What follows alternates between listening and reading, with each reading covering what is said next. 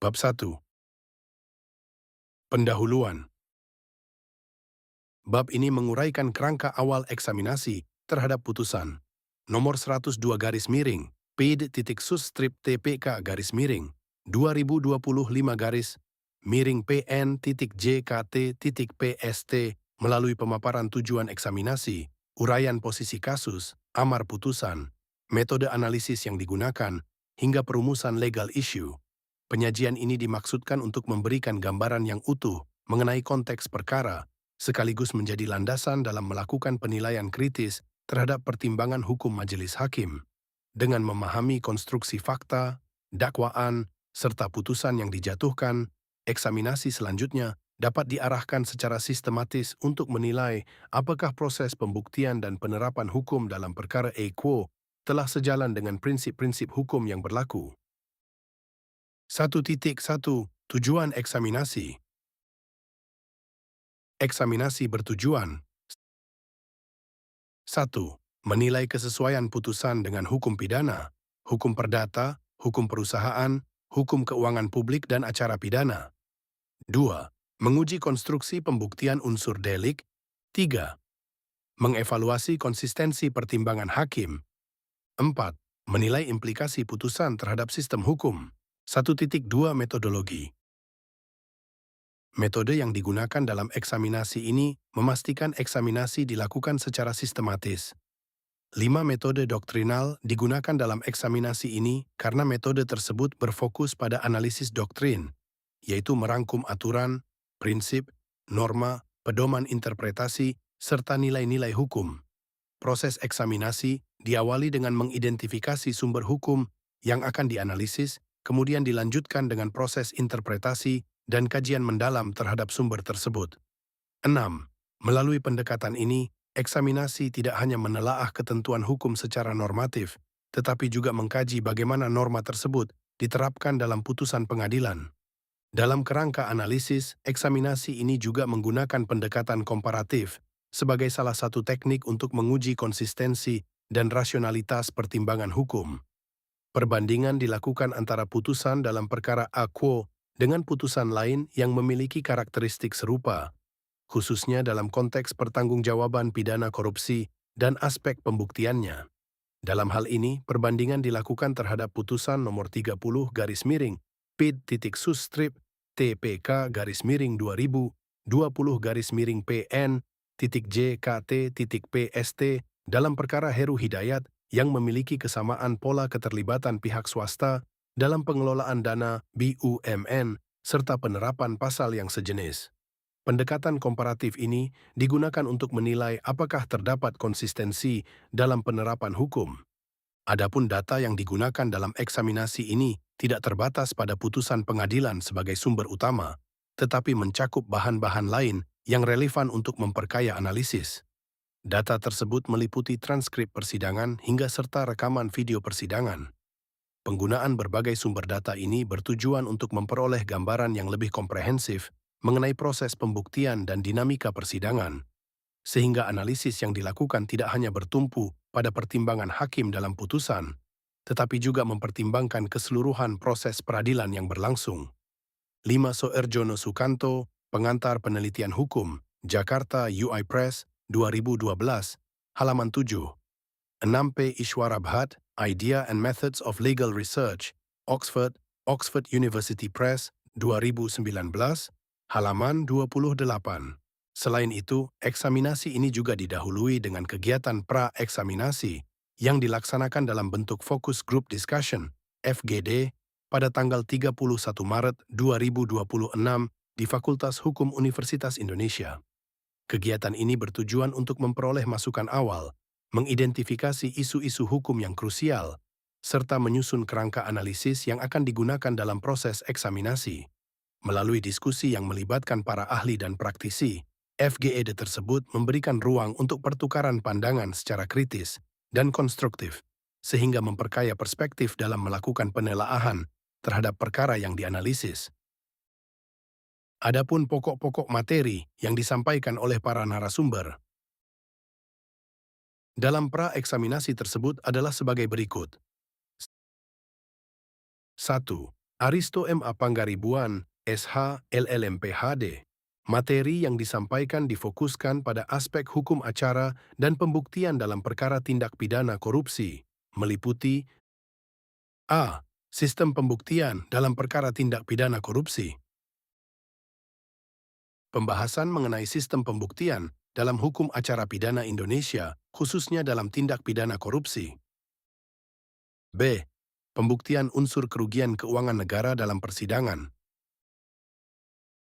Pembahasan mengenai bagaimana kerugian keuangan negara harus dibuktikan di persidangan, termasuk validitas metode penghitungan, kebutuhan akan bukti yang terverifikasi, serta permasalahan yang timbul. C. Aspek due process of law dan fair trial dalam pemeriksaan perkara. Korupsi. Penelaahan terhadap pentingnya prinsip due process of law, termasuk hak-hak terdakwa dalam proses pembuktian hingga keseimbangan antara penuntutan dan pembelaan. 2. Bapak Novel Baswedan. Materi yang disampaikan difokuskan pada aspek praktik penegakan hukum dalam penanganan perkara tindak pidana korupsi di Komisi Pemberantasan Korupsi, meliputi A. Proses penanganan perkara di KPK. Penjelasan mengenai alur penanganan perkara tindak pidana korupsi di KPK. B. Jenis dan fungsi surat dalam proses penegakan hukum di KPK. Pembahasan mengenai berbagai jenis surat yang diterbitkan oleh KPK dalam proses penanganan perkara, beserta fungsi dan dasar hukumnya. C. Prosedur dan standar penerbitan surat di KPK serta implikasi yuridis. Penjelasan mengenai tata cara, kewenangan, serta standar administratif dan yuridis dalam penerbitan surat oleh KPK untuk menjamin keabsahan tindakan penegakan hukum. 3. Dr. Dian Puji Nugraha Simatupang, SH, MH. Materi yang disampaikan difokuskan pada aspek normatif dan konstruksi hukum terkait kerugian negara dalam tindak pidana korupsi, meliputi A. Definisi kerugian negara. Pembahasan mengenai definisi kerugian negara, termasuk penelaahan apakah kerugian yang digunakan dalam perkara quo dikualifikasikan sebagai actual loss atau potential loss, serta kesesuaiannya dengan ketentuan dalam peraturan perundang-undangan, khususnya Undang-Undang Keuangan Negara dan Undang-Undang Tindak Pidana Korupsi. B. Hubungan kerugian negara dengan perbuatan terdakwa. Analisis terhadap keberadaan dan kekuatan hubungan causal link, antara perbuatan yang didakwakan kepada terdakwa dengan timbulnya kerugian negara. C. Aspek pengadaan barang dan jasa. Penilaian terhadap apakah tindakan terdakwa telah sesuai dengan prinsip dan ketentuan hukum dalam pengadaan barang dan jasa pemerintah sebagaimana diatur dalam peraturan perundang-undangan yang berlaku. D. Kerugian keuangan negara dalam konteks BUMN.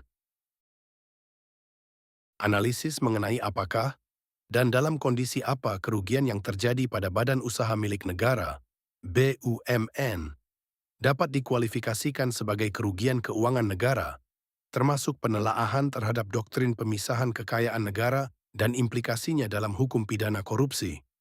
4. Dr. Muhammad Mahsun, SE, MSI, AK, CA, CPA, CFRA. Materi yang disampaikan difokuskan pada aspek metodologi penghitungan kerugian keuangan negara dalam perspektif akuntansi forensik, meliputi A. Konsep dan metodologi penghitungan kerugian keuangan negara. Pembahasan mengenai prinsip dasar penghitungan kerugian keuangan negara dalam akuntansi forensik, termasuk penjelasan bahwa kerugian harus bersifat nyata dan pasti, actual loss, serta pentingnya penggunaan bukti yang kompeten dan terverifikasi sesuai dengan standar pemeriksaan keuangan negara, SPKN, dan pedoman pemeriksaan investigatif. B. Pendekatan total loss dan uji kemanfaatan, benefit test. Analisis mengenai kapan metode total loss dapat digunakan, terbatas pada transaksi fiktif atau tanpa manfaat, serta penjelasan mengenai pendekatan alternatif berupa uji kemanfaatan, benefit test, dalam menilai apakah suatu pengeluaran negara diimbangi dengan manfaat ekonomi yang nyata dan terukur. C. Substance over form dan analisis substansi ekonomi. Penekanan pada pentingnya menilai substansi ekonomi suatu transaksi, termasuk evaluasi terhadap keberadaan objek transaksi, realisasi jasa, serta value received dalam hubungan kontraktual. D. Net economic impact dan analisis dampak keuangan. Pembahasan mengenai pentingnya melihat net economic impact dalam menentukan apakah suatu transaksi benar-benar menimbulkan kerugian keuangan negara.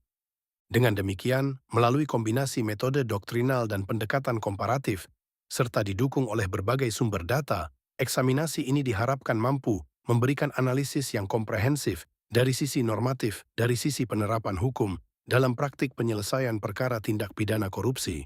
1,3 posisi kasus.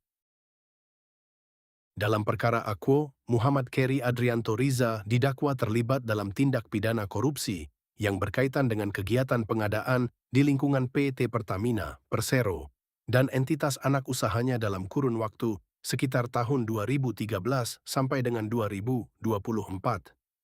Terdakwa diketahui memiliki berbagai kedudukan strategis dalam sejumlah korporasi, antara lain sebagai beneficial owner PT Tangki Merak dan PT Orbit Terminal Merak, PT OTM, serta memiliki keterkaitan dengan PT Jenggala Maritim Nusantara, PT JMN.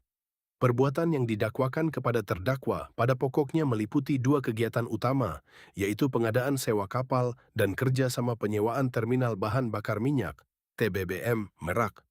Dalam kegiatan pengadaan sewa kapal, terdakwa bersama-sama dengan pihak lain, diduga melakukan pengaturan proses pengadaan agar menguntungkan perusahaan tertentu, khususnya PT EJMEN.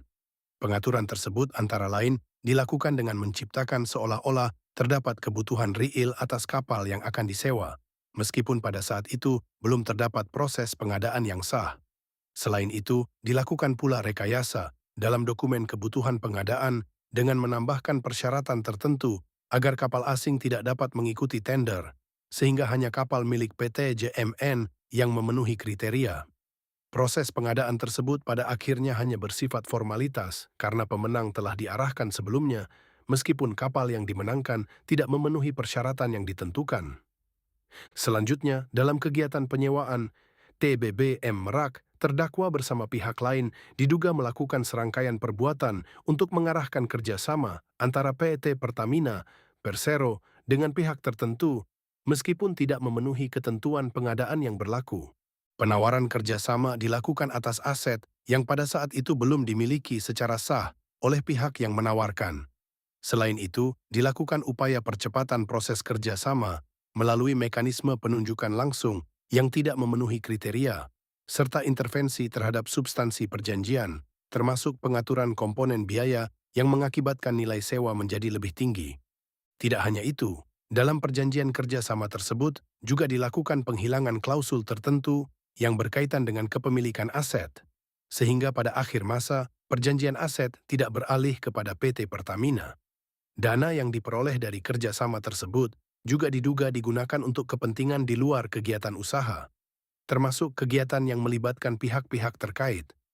Akibat dari perbuatan tersebut, terdakwa bersama pihak lain diduga telah menimbulkan kerugian keuangan negara atau perekonomian negara dalam jumlah yang signifikan. Kerugian keuangan negara yang secara langsung dikaitkan dengan perbuatan terdakwa tercatat sebesar 9.860.514,31 dolar Amerika Serikat dan 2.993.622.901 rupiah yang merupakan bagian dari total kerugian keuangan negara dalam perkara ini sebesar 2.732.816.820 dolar Amerika Serikat dan 25.439.881.674.360 8,30 rupiah. Selain itu, perbuatan tersebut juga mengakibatkan kerugian terhadap perekonomian negara yang diperkirakan mencapai 171 triliun 997 miliar 835.294.293 rupiah, serta menghasilkan keuntungan ilegal (illegal gain) sebesar 2 miliar 617 juta 683.340,41 dolar Amerika Serikat yang berasal dari selisih harga dalam pengadaan minyak mentah dan produk bahan bakar minyak. 1,4 dakwaan. Dalam perkara ini, terdakwa didakwa dengan dakwaan subsidiaritas sebagai berikut. Primer, Pasal 2 Ayat 1, Jo Pasal 18 Undang-Undang Nomor 31 Tahun 1999 tentang pemberantasan tindak pidana korupsi sebagaimana telah diubah dengan Undang-Undang Nomor 20 Tahun 2001 tentang perubahan atas Undang-Undang Nomor 31 Tahun 1999 tentang pemberantasan tindak pidana korupsi, Jo Pasal 55 Ayat 1 ke 1 KUHP.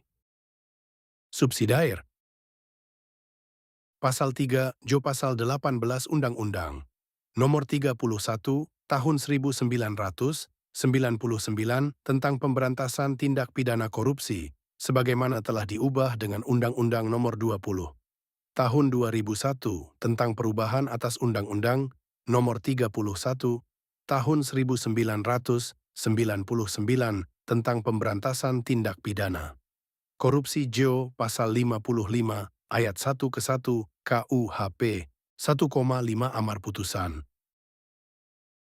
Majelis Hakim menyatakan bahwa terdakwa terbukti bersalah sebagaimana dalam dakwaan primer dengan amar putusan sebagai berikut. 1.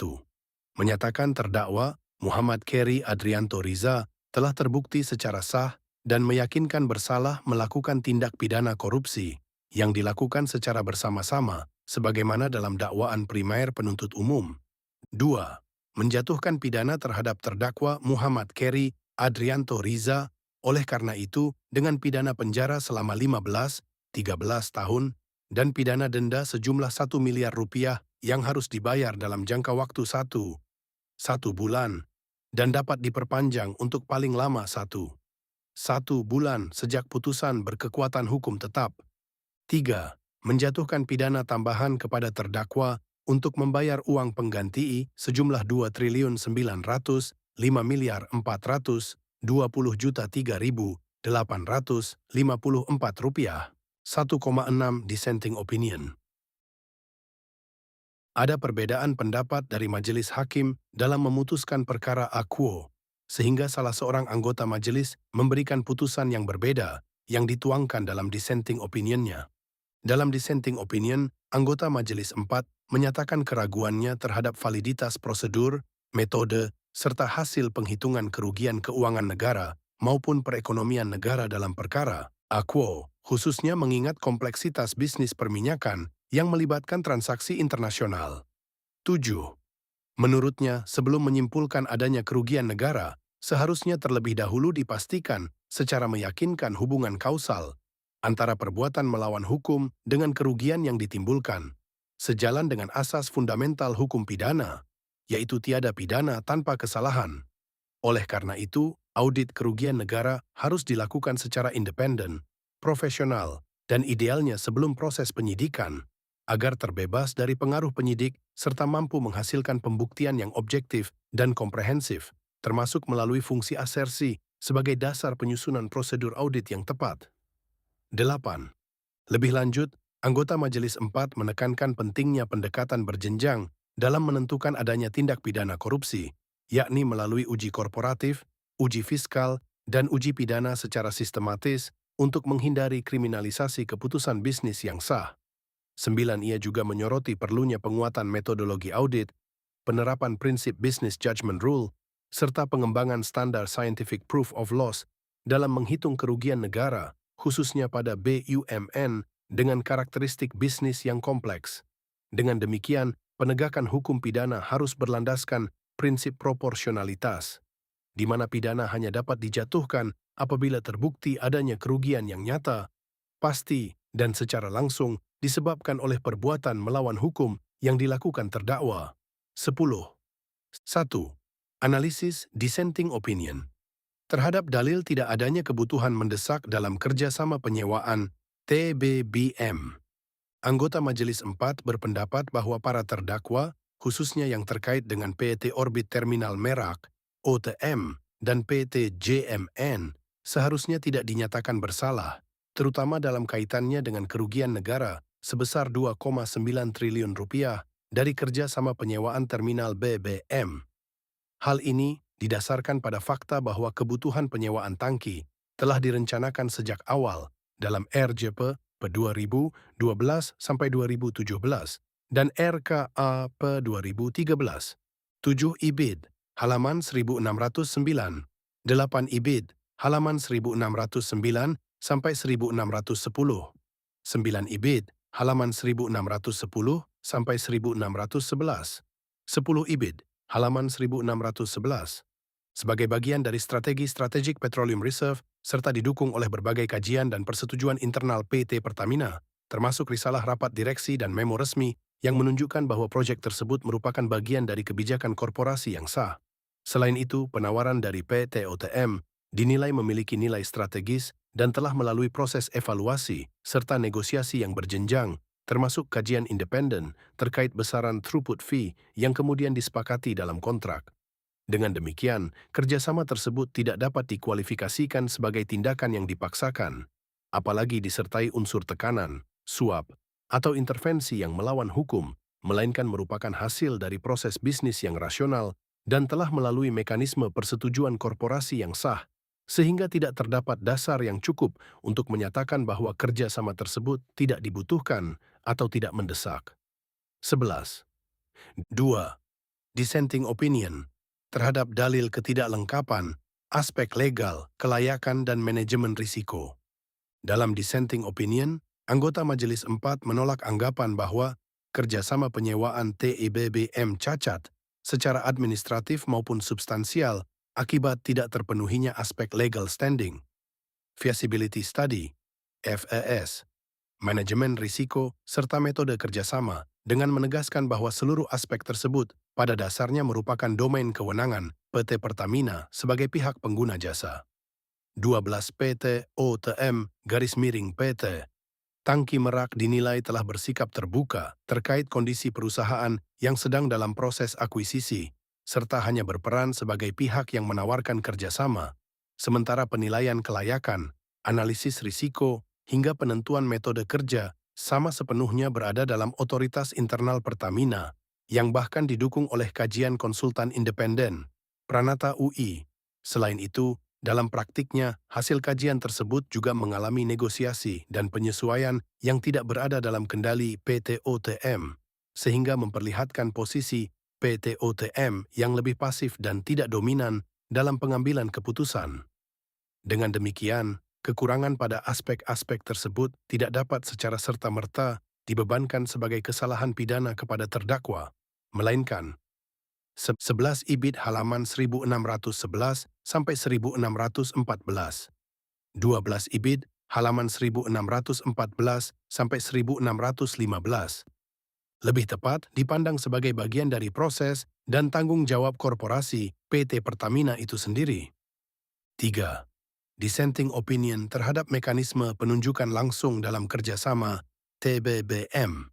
Dalam dissenting opinion, anggota Majelis 4 berpendapat bahwa penunjukan langsung PT OTM sebagai mitra kerja sama penyewaan TBBM tidak dapat dianggap sebagai perbuatan melawan hukum, meskipun sebelumnya tidak terdaftar sebagai vendor Pertamina, karena seluruh proses tersebut merupakan kebijakan korporasi yang sah dan telah melalui mekanisme persetujuan berjenjang di lingkungan direksi PT Pertamina. 13 penunjukan langsung tersebut didasarkan pada kebutuhan strategis untuk menjaga security of supply, serta didukung oleh pertimbangan bahwa fasilitas yang dimiliki PT OTM siap digunakan dan memenuhi kebutuhan operasional Pertamina. Selain itu, prosesnya telah melalui berbagai tahapan administratif, termasuk memorandum internal, persetujuan direksi, pemenuhan condition precedent, hingga penandatanganan kontrak dan pelaksanaan operasional. Bahkan, aspek harga dan skema kerja sama juga mengalami evaluasi dan penyesuaian melalui negosiasi serta review dari pihak eksternal seperti BEPEKAP dan lembaga penegak hukum. Oleh karena itu, menurut anggota Majelis 4, tidak terdapat indikasi adanya tekanan, paksaan, maupun niat jahat dalam proses tersebut, melainkan merupakan keputusan bisnis yang transparan, terstruktur, dan berada dalam kewenangan penuh manajemen PT Pertamina. 4. Dissenting opinion terhadap dalil adanya tekanan dan unsur kesalahan terdakwa. Dalam dissenting opinion, anggota Majelis 4 menolak konstruksi bahwa kerja sama penyewaan TBBM terjadi akibat tekanan atau intervensi dari pihak tertentu, dengan menilai bahwa kondisi tersebut lebih merupakan persepsi psikologis, bukan paksaan yang menghilangkan kebebasan kehendak pejabat yang berwenang. 14. Menurutnya, pejabat Pertamina yang memiliki kewenangan tetap memiliki pilihan untuk 13 IBDEM, halaman 1615 sampai 1618. 14 IBDEM, halaman 1618 sampai 1619. Menolak atau tidak melanjutkan kerjasama tersebut, sehingga tidak dapat serta-merta dikualifikasikan sebagai keadaan yang memaksa secara hukum. Selain itu, posisi PT OTM dinilai pasif, hanya menawarkan kerjasama tanpa melakukan tindakan aktif yang melawan hukum seperti suap atau intervensi. Bahkan dalam praktiknya, mengalami keterlambatan pembayaran selama bertahun-tahun. Lebih jauh, kerjasama tersebut terbukti memberikan manfaat nyata bagi Pertamina dan ketahanan energi nasional, sehingga tidak tepat apabila keuntungan yang diperoleh selama pelaksanaan kontrak yang sah justru dianggap sebagai kerugian negara. Oleh karena itu, anggota majelis berpendapat bahwa tidak terdapat niat jahat, mens rea, konflik kepentingan, maupun perbuatan melawan hukum dari pihak terdakwa, sehingga demi keadilan dan kemanfaatan hukum, serta dengan mempertimbangkan asas in dubio pro reo, para terdakwa seharusnya tidak dipidana. 15. 5. Dissenting opinion terhadap dalil pelanggaran dalam pengadaan dan pembiayaan sewa kapal. Dalam dissenting opinion, anggota Majelis 4 menolak anggapan bahwa pengadaan kapal Suezmax Jenggala Nasim oleh PT JMN serta pembiayaannya melalui kredit Bank Mandiri merupakan perbuatan yang melanggar ketentuan, dengan menilai bahwa seluruh proses tersebut merupakan praktik bisnis yang wajar dan sah. 16 kapal tersebut memiliki spesifikasi yang sesuai dengan kebutuhan PT PIS dan bahkan tidak memiliki pesaing domestik yang sebanding, sehingga wajar ditetapkan sebagai pemenang tender melalui mekanisme yang sah. Selain itu, hubungan antara PT JMN dan PT PIS dipandang sebagai relasi bisnis yang telah terjalin lama. Sementara proses pembiayaan oleh Bank Mandiri dilakukan berdasarkan prinsip kehati-hatian perbankan tanpa adanya intervensi dari pihak manapun. Interaksi antara pihak PT JMN dan PT PEIS, termasuk dalam rangka due diligence, dinilai sebatas komunikasi umum yang tidak mengandung unsur persekongkolan atau niat jahat. Lebih jauh, pengurus PT JMN juga tidak memiliki kewenangan untuk mempengaruhi keputusan kredit bank maupun proses pengadaan sehingga seluruh rangkaian 15 IBDEM halaman 1619 sampai 1620. 16 IBDEM halaman 1620 sampai 1621. Peristiwa tersebut menunjukkan tidak adanya mens rea maupun perbuatan melawan hukum dalam pengadaan dan pembiayaan kapal dimaksud. 6. Dissenting opinion terhadap dalil formalitas dalam pelaksanaan sewa kapal. Dalam dissenting opinion, anggota Majelis 4 menolak anggapan bahwa pelaksanaan sewa kapal oleh PT JMN hanya bersifat formalitas, dengan menegaskan bahwa transaksi tersebut merupakan keputusan bisnis yang sah dan dilindungi oleh prinsip Business Judgment Rule. 17 perjanjian sewa kapal dilakukan melalui mekanisme tender yang kompetitif, serta mengikuti praktik dan standar kontrak internasional yang lazim dalam industri pelayaran, sehingga tidak dapat dipandang sebagai rekayasa atau formalitas semata. Selain itu, kontrak tersebut telah dijalankan secara nyata, pembayaran dilakukan secara sah oleh PT PIS, garis miring Pertamina. serta memberikan manfaat konkret tanpa adanya keberatan dari para pihak.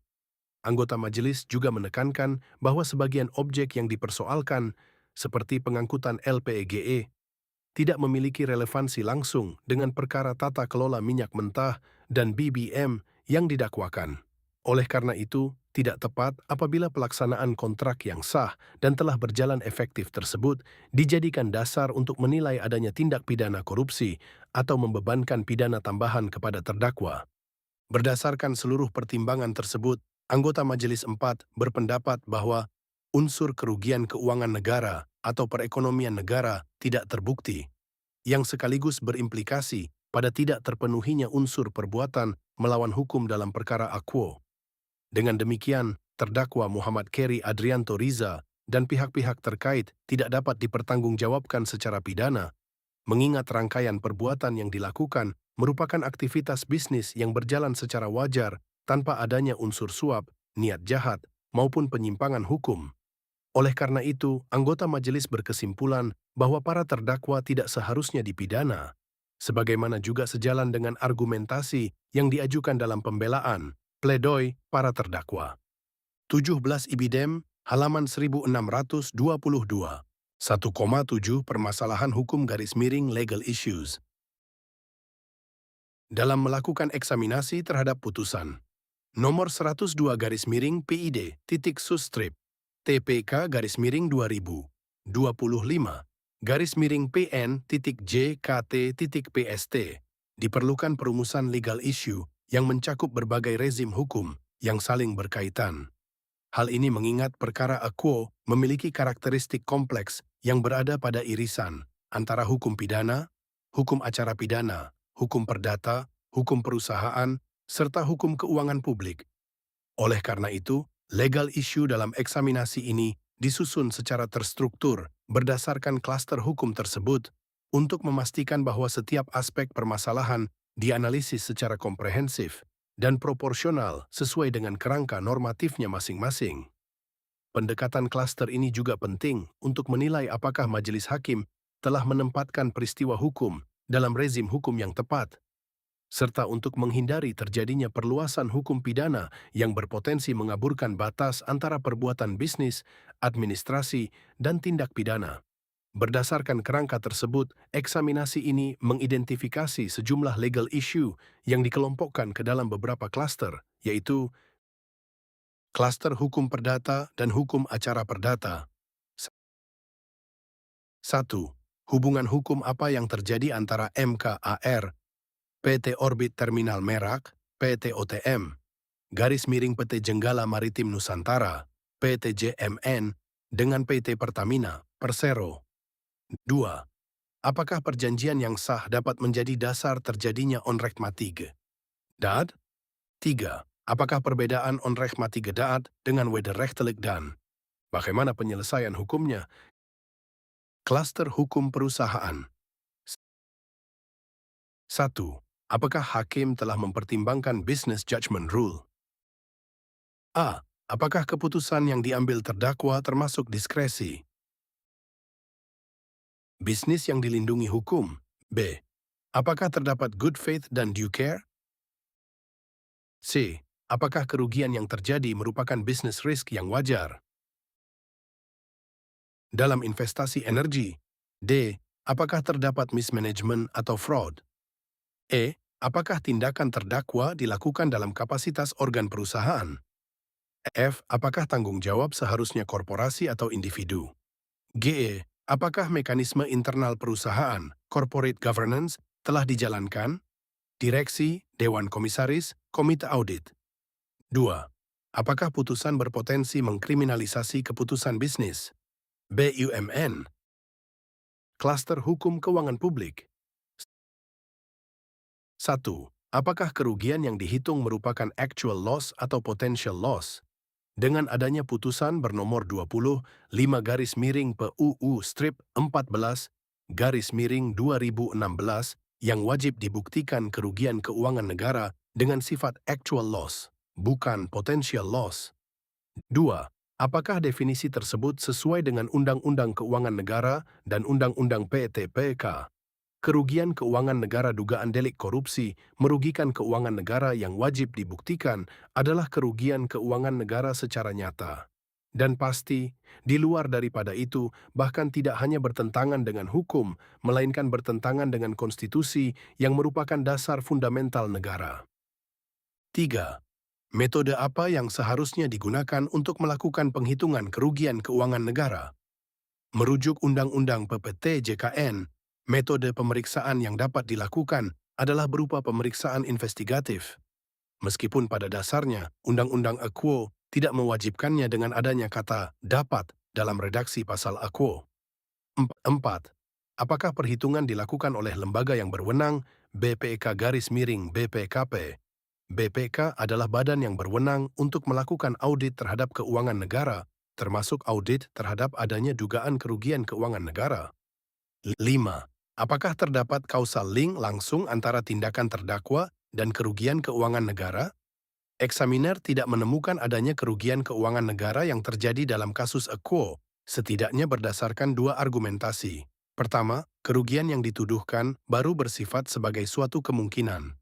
Kedua, kerugian yang dialami Pertamina tidak lagi merupakan kerugian keuangan negara jika merujuk kepada Undang-Undang BUMN 2025. 6. Apakah tindakan terdakwa sudah memenuhi syarat pengadaan barang dan jasa sebagaimana yang diatur oleh undang-undang atau peraturan terkait? Merujuk putusan MK nomor 003-PUU-4-2006. Arti melawan hukum adalah jika bertentangan dengan peraturan perundang-undangan. Apa yang dilakukan para terdakwa sebagian besar tidak memenuhi arti melawan hukum Aquo. 7. Apakah putusan hakim konsisten dengan prinsip good corporate governance? Putusan Aquo tidak bersesuaian dengan konsep good corporate governance, GEC-GE. 18. Dengan demikian dapat dipahami bahwa pertimbangan dalam putusan Aquo sama sekali jauh atau sesat pikir dari pemahaman perihal good corporate governance. 8. Apakah kerugian tersebut benar-benar akibat langsung dari perbuatan terdakwa? Eksaminer berkeyakinan sulit atau bahkan dapat dikatakan tidak ada hubungan sebab akibat antara perbuatan yang dilakukan oleh para terdakwa dengan dugaan kerugian yang terjadi. 9. Apakah konstruksi hukum pidana digunakan secara proporsional? Hukum pidana tidak digunakan secara proporsional dalam kasus Aquo, bahkan dapat dikatakan terdapat kekeliruan fundamental. 10. Apakah perkara ini merupakan kriminalisasi kebijakan bisnis? Eksaminer sendiri lebih menggunakan istilah wrong penalization daripada kriminalisasi, karena lebih tepat secara doktrin. In casu Aquo, yang eksaminer pahami dalam kasus ini bahwa peristiwa hukum atau bahkan perbuatan hukum yang terjadi dalam kasus Aquo lebih bernuansa suatu hubungan hukum, atau lebih tepatnya lagi adalah 18. Lihat putusan Mahkamah Konstitusi nomor 62-P, UU strip 11-2, 2013, halaman 75. Arifin P. Soeria Atmadja, Ketua Tim Penyusun, Laporan Akhir Kompendium Bidang Hukum Keuangan Negara, Sumber-sumber Keuangan Negara, Jakarta, Badan Pembinaan Hukum Nasional Kementerian Hukum dan Hak Asasi Manusia Republik Indonesia, 2010, halaman 28. Hubungan keperdataan. Eksaminer memahami apa yang dilakukan tersebut masih dalam konteks kebebasan berkontrak. Sepanjang hal tersebut disetujui oleh kedua belah pihak, maka hal demikian menurut eksaminer dibenarkan secara hukum dan bukan merupakan suatu perbuatan melawan hukum. Tegasnya, perbuatan demikian bukan merupakan perbuatan yang memenuhi rumusan delik, korupsi merugikan keuangan negara. Klaster hukum pidana. 1. Apakah perbuatan yang didakwakan sebenarnya lebih tepat dikualifikasikan sebagai wan prestasi atau PMH perdata serta persoalan administratif? Apakah unsur melawan hukum telah dibuktikan secara pidana? 2. Apakah unsur menguntungkan diri sendiri atau orang lain terbukti? Apakah terdapat unsur melawan hukum dalam proses pengambilan keputusan bisnis? 3. Apakah putusan menjelaskan hubungan kausalitas antara perbuatan melawan hukum memperkaya diri sendiri, orang lain atau korporasi dengan timbulnya kerugian keuangan negara? 4. Apakah terdakwa bertindak sebagai pelaku utama turut serta atau pembantu? Apakah posisi jabatan terdakwa relevan dalam menentukan liability? Apakah putusan ini menegaskan dan mempunyai argumen yang jelas dan tepat mengenai adanya penyertaan dan jenis penyertaannya, khususnya turut serta melakukan? 5. Apakah putusan hakim telah menjelaskan secara memadai niat jahat, mens rea terdakwa? Apakah bentuk kesalahan yang dibuktikan adalah dolus, sengaja, atau culpa, kelalaian? Bagaimana hakim menilai pengetahuan terdakwa tentang potensi kerugian negara? Klaster hukum acara pidana. 1. Apakah putusan ini mencerminkan adanya fair trial, due process of law, dan proportionality dalam sistem peradilan pidana? 2. Apakah majelis hakim telah menilai alat bukti secara fair terutama ketika ada saksi yang mengubah keterangan di persidangan? 3. Apakah penentuan tempus delicti dalam dakwaan yang mencakup periode sebelum terjadinya pembayaran telah disusun secara cermat? 4. Apakah pidana tambahan berupa uang pengganti dapat dibebankan sebesar keseluruhan angka kerugian, termasuk komponen perekonomian negara? 5. Apakah inkonsistensi penulisan lamanya pidana dalam amar putusan antara angka dan huruf mempengaruhi kejelasan dan kepastian hukum putusan?